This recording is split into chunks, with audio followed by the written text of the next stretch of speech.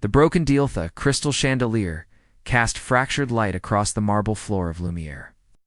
Manhattan's most exclusive restaurant, but Damien Cross barely noticed its beauty. He sat alone at table 12, his fingers drumming against the white tablecloth with mechanical precision.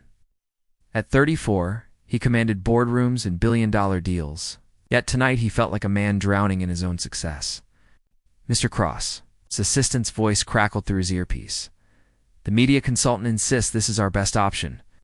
Your approval ratings are at an all-time low since the Forbes article about your Ice King reputation." Damien's jaw tightened. 3 years since the accident, and he still couldn't escape the ghosts. He'd built walls so high around his heart that even his own reflection felt like a stranger. "Fine, Marcus. Set up the meeting." Across the restaurant, Serafina Blake balanced 3 plates on her arm while her mind calculated tips and medical bills. 28 years old, she moved through the dining room with practiced grace, her dark hair pulled back in a simple bun that revealed the elegant line of her neck. She'd been beautiful once before, exhaustion painted shadows under her eyes and worry lines around her mouth. "Sarah, table 12 needs attention," called James, the Mater D VIP client. She glanced toward the corner table where a man sat. Alone, his dark suit expensive enough to pay her rent for 6 months. Even seated, she could see the rigid set of his shoulders, the way his fingers moved restlessly against the table. Rich and troubled, a dangerous combination. "Good evening," she said, approaching with her professional smile. "I'm Serafina, and I'll be taking care of you tonight." Damien looked up, and for a moment, time seemed to pause. Her eyes were the color of warm honey, and something in their depths reminded him of sunshine through stained glass. He cleared his throat, banishing the unwelcome thought. "I'm meeting someone," he said curtly. "They're late." "Of course. Can I start you with something to drink while you wait?" "Whiskey neat." As she turned to leave, his voice stopped her. "Actually, wait." He studied her face, noting the careful way she held herself, the pride in her posture despite the exhaustion. "You're Serafina Blake." Her heart skipped. "I'm sorry. Do we know each other?" "No, but I know about your mother. Catherine Blake. She's at Mount Sinai, isn't she?" Sierra's professional composure cracked. "How do I make it my business to know things?" He gestured to the empty chair across from him. "Sit down, I'm working. I'll buy out your section." "For the night." "Sit." Something in his tone made her comply, though every instinct screamed to run. Rich men who knew personal details about her life were never good news. "You need money," he said, without preamble. "Your mother's treatment isn't covered by insurance. Experimental therapy, very expensive. What do you want?" she whispered. "Have a proposition." He leaned forward, his blue eyes cold as winter steel. "I need a girlfriend. Not real just for appearances. Public events, photo opportunities. 6 months. You're insane. I'm practical. You're drowning in debt, and I need to fix my image. It's business." Sierra stood abruptly. "I'm not for sale. $50,000. The number hit her like a physical blow. 50,000 would cover her mother's treatment, her own student loans, maybe even let her paint again instead of working 3 jobs. "Why me?" she asked quietly. "Because you're beautiful, intelligent, and you have nothing to lose. Also, you're not part of my world, which means you won't expect this to become something it's not." His words cut deeper than intended. What exactly would this fake relationship entail? Public appearances? Charity galas? Business dinners? "You'd need to move into my penthouse for authenticity. Separate rooms, of course." "You're asking me to lie to everyone. I'm asking you to save your mother's life." Sierra closed her eyes, feeling the weight of impossible choices. Her mother's face flashed through her mind, pale, fragile, fighting for every breath. When she opened her eyes, Damien was watching her with something that might have been sympathy. "I'll need it in writing," she said finally. "Of course." "What?" "I won't do anything that compromises my integrity." "Understood." She extended her hand across the table. 6 months, Mr. Cross. But don't expect me to pretend to love you." His fingers closed around hers, and for a moment she felt the tremor that ran through him. Trust me, Miss Blake. Love is the last thing either of us needs to worry about." Their hands touched. Neither could have predicted that this cold business transaction would become the very thing that would save them both, or destroy everything they thought they knew about love. The deal was struck, but some contracts are written in the heart, not on paper. The grand ballroom of the Plaza Hotel glittered like a jewel box, but Sierra felt like costume jewelry among diamonds. The emerald silk dress Damien had sent designer, perfectly fitted. Worth more than her monthly rent, clung to her curves, yet she'd never felt more exposed. "Smile," Damien murmured against her ear, his hand warm at the small of her back. "We're supposed to be in love." She forced her lips upward, hyper-aware of the cameras flashing around them. "I feel like everyone knows we're faking this. They don't trust me." But trust felt impossible when she barely knew this man whose arm she held. 3 days since their arrangement began, and Damien remained an enigma wrapped in expensive suits and cold politeness. Mr. Cross, woman in diamonds, approached, her smile sharp as her cheekbones. "Who is this lovely creature?" "Victoria, meet Serafina Blake." "Sierra, this is Victoria Hawthorne, board member of the Children's Hospital Foundation." Victoria's eyes raked over Sierra like a scanner. "How refreshing. You looked so... authentic." The word dripped with condescension. But before Sierra could respond, Damien's grip tightened protectively on her waist. "Sierra's an artist," he said coolly. "She understands beauty in ways most people can't appreciate." Heat flooded Sierra's cheeks, not from embarrassment, but from the unexpected warmth in his voice. For a moment, she'd forgotten this was performance. As Victoria glided away, Sierra noticed a young server struggling with an overloaded tray. Without thinking, she stepped forward, steadying the glasses before they could fall. "Careful," she said gently. "These parties are crazy, aren't they?" The girl's eyes widened with gratitude. "Thank you so much. I'm new, and you're doing great. The trick is to take your time. No one's watching the staff anyway." Damien observed this exchange with growing fascination. While other women at these events treated servers like furniture, Sierra treated them like people. Ow. Something shifted in his chest, a crack in the ice he'd built around his heart. Later, in the elevator to his penthouse, silence stretched between them like a taut wire. "You were kind to that girl," he said finally. "She reminded me of myself. I've been in her shoes. And now, you're in designer heels. Borrowed ones." She kicked off the stilettos the moment they entered his apartment. God, how do women walk in these torture devices? Damien found himself almost smiling. "The penthouse has everything you need. Your room is down the hall, bathroom's stocked. I'll have Marcus bring your things tomorrow. Thank you." She hesitated. "This place is beautiful, but it feels like a museum." "What do you mean? It's perfect, but there's no life in it. There's no personal touches, no." She stopped, realizing she'd overstepped. "No what? No soul?" The words hung between them like an accusation. Damien's expression hardened. "I'll let you get settled." But as he turned away, Sierra noticed something, a glimpse of color through a partially opened door. Curiosity overtook Caution, and she pushed the door wider. The room took her breath away. Paintings covered every wall, landscapes that seemed to breathe, portraits that captured souls in their eyes, abstract pieces that sang with emotion. This wasn't the sterile perfection of the rest of the penthouse. This was raw, real, beautiful. You weren't supposed to see that. She spun around. Damien stood in the doorway, his face a mask of vulnerability and anger. "They're incredible," she whispered. "Did you paint these?" "No."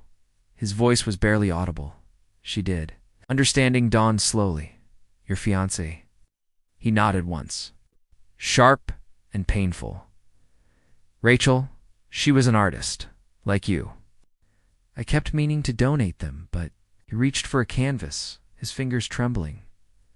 "I couldn't let go." As he lifted the painting, the frame slipped from his hands. The glass shattered.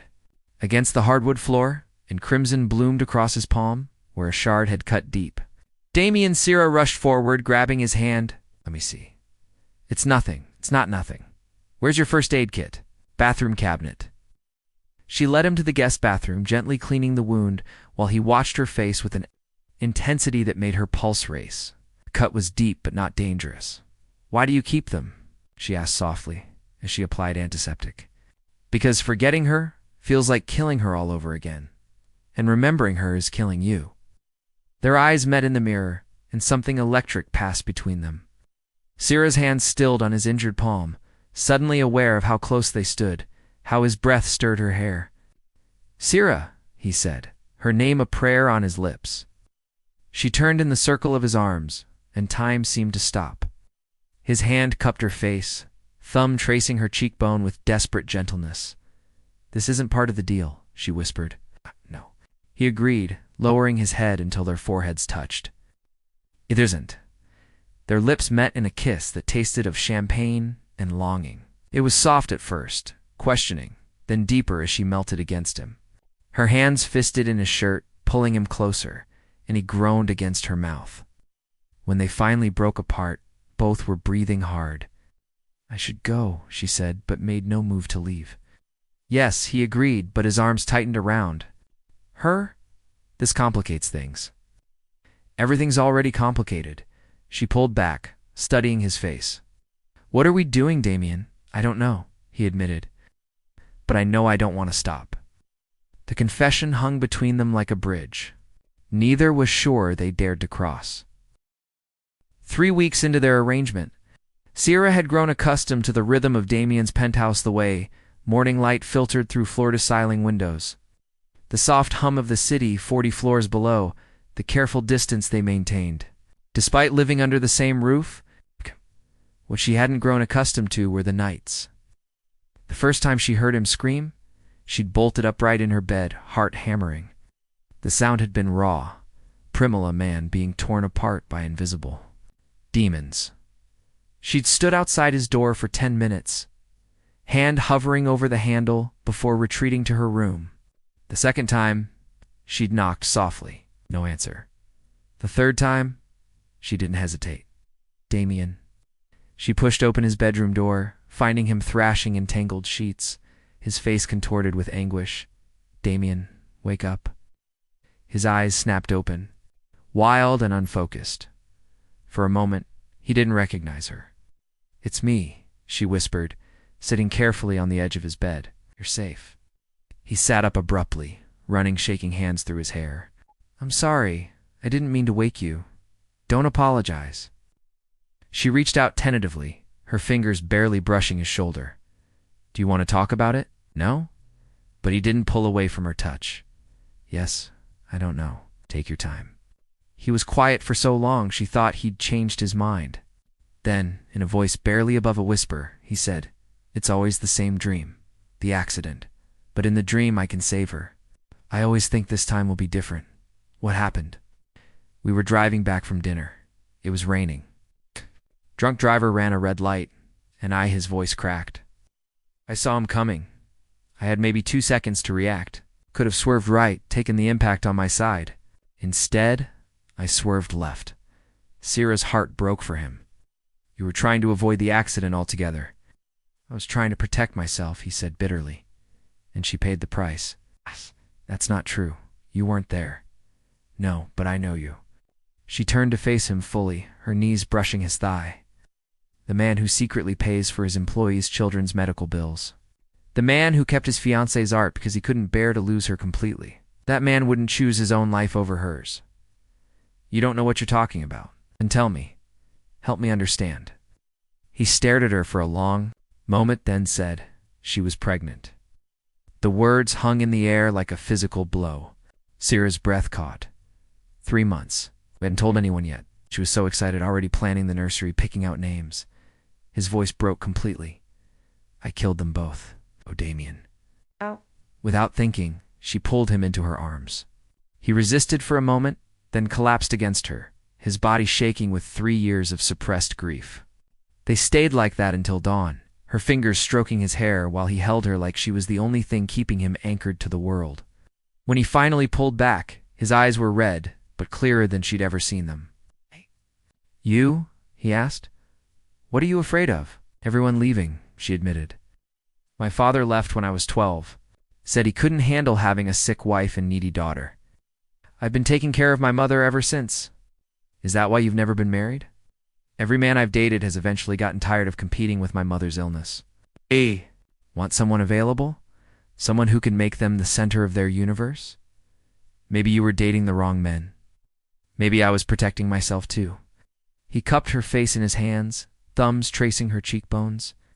We're quite a pair, aren't we? Two people afraid to live? Damien, ... I know this isn't part of our deal. I know you're not looking for complications. I can't pretend anymore that this is just business. Neither can I. His kiss was different this time. Slower, deeper, filled with the weight of shared secrets. In mutual understanding. When his hand slipped beneath her silk nightgown, she didn't stop him. When he whispered her name against her throat, she answered with soft sighs and gentle touches. They made love with the desperate tenderness of to people who'd forgotten how to hope. Every kiss was a promise, every caress a prayer. When he moved inside her, she felt complete in a way she'd never experienced before. I'm falling in love with you, he whispered against her ear as they lay entwined afterward. I'm already there, she whispered back. For the first time in 3 years, Damien didn't dream of the accident. Instead, he dreamed of a future he'd never dared to imagine, one where broken hearts could heal, where love could bloom from the ashes of tragedy, where 2 wounded souls could become whole together. In the morning, as sunlight painted golden stripes across their intertwined bodies, Syrah traced patterns on his chest while he played with her hair. What happens now? She asked. Now we figure out how to be real, he said, pressing a kiss to the top of her head. No more pretending, no more contracts. Just us. I'm scared. So am I, but I'm more scared of losing you. They had no way of knowing that the real test of their newfound love was just beginning. The call came at 3:47 a.m., shattering the peaceful silence of the penthouse. Syrah fumbled for her phone, heart racing as she recognized the hospital's number. Miss Blake. Your mother's condition has deteriorated rapidly. You need to come immediately. The phone slipped from her numb fingers. Damien was already sitting up, instantly alert. What is it, my mother? I have to go. I'll drive you. The hospital corridors blurred past in a haze of antiseptic and fear. Syrah's mother lay unconscious, machines beeping around her like electronic vultures. The oncologist, Dr. Martinez, spoke in measured tones about experimental treatments, clinical trials, procedures that might buy time. The treatment we discussed isn't available through regular channels, he said gently. But there's a specialist in Switzerland who's had remarkable success with cases like this. The cost would be substantial, however. How much? Syrah asked, though she already knew the answer would be impossible, including travel, accommodation, and the full treatment protocol. Approximately $200,000. The number hit her like a physical blow. She sank into the bedside chair, holding her mother's frail hand. I'll find a way, she whispered. But how? Their original arrangement was ending in 2 weeks. She'd saved every penny Damien had paid her, but it wasn't. Nearly enough, Damien stepped into the hallway, his phone already in his hand. Marcus, I need you to contact Dr. Heinrich Mueller in Zurich, the neurological oncologist. I want Catherine Blake on his schedule immediately. Sir, that's a very exclusive clinic. I don't care what it costs. Make it happen. When he returned to the room, Syrah was crying silently, her tears falling on her mother's hand. Ow. She's going to be okay, he said softly. You don't know that. I know that she's going to have the best care available. I've arranged for her to see a specialist in Switzerland. Syrah looked up, confused. What are you talking about? Dr. Mueller's expecting her next week. Everything's been handled. Damien, I can't afford you, don't have to.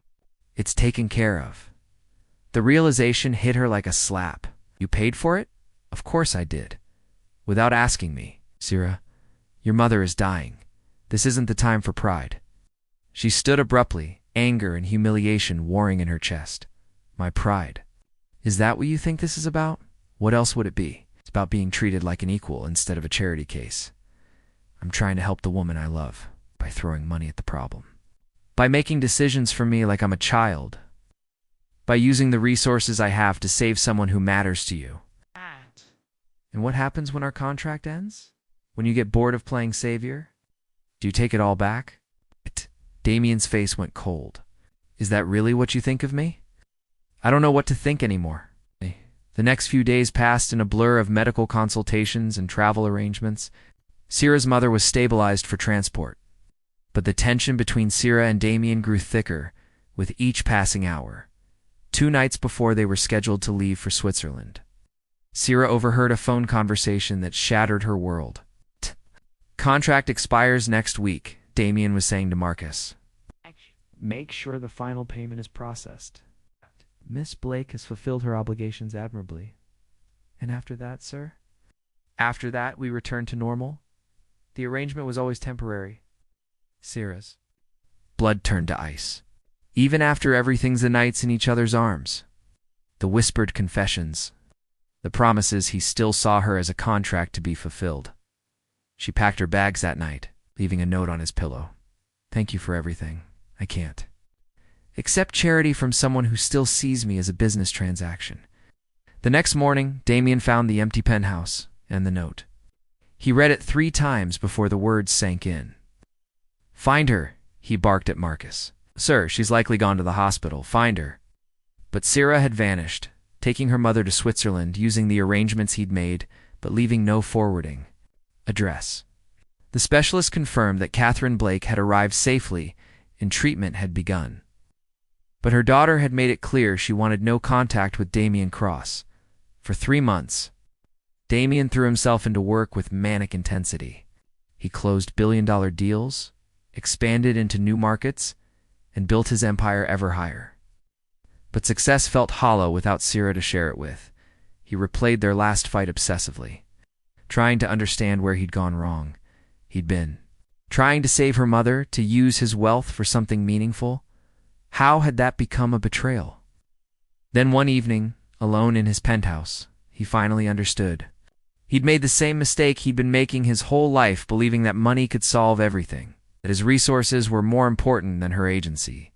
He'd treated her like a problem to be solved instead of a partner to be consulted. Realization came too late. Sierra was gone, and he had no idea how to find her or if she'd even want to be found. In Switzerland, Sierra watched her mother grow stronger each day, the experimental treatment working better than anyone had dared hope. But her own heart remained broken, caught between love and pride, between gratitude and independence. You love him, her mother said one afternoon, as they sat in the clinic's garden. It doesn't matter. Of course it matters. Love is the only thing that matters. He sees me as a problem to be solved, not a person to be loved. Or maybe he sees you as someone so precious that he'd do anything to protect you. Sierra closed her eyes, remembering the desperation in his voice when he'd made the arrangements. The way he'd held her when she cried, maybe they'd both been wrong. Maybe love wasn't about pride or independence or even equality. Maybe it was about finding someone worth fighting for, worth swallowing your pride for, worth taking the risk of, being vulnerable with. But by then it felt too late to bridge the ocean between them.